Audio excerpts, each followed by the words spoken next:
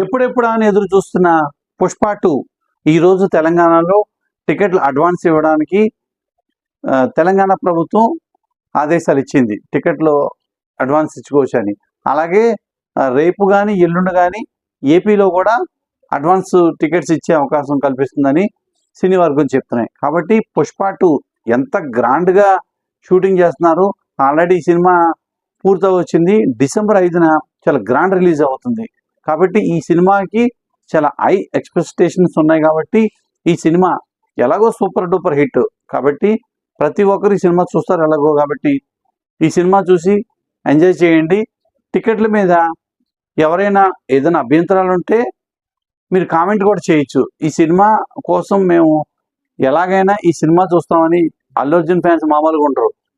మొన్న చూసాం తమిళనాడులో కానీ, పాట్నాలో కానీ, కేరళలో కానీ ఆయనకి ఫ్యాన్స్ ఎక్కువ.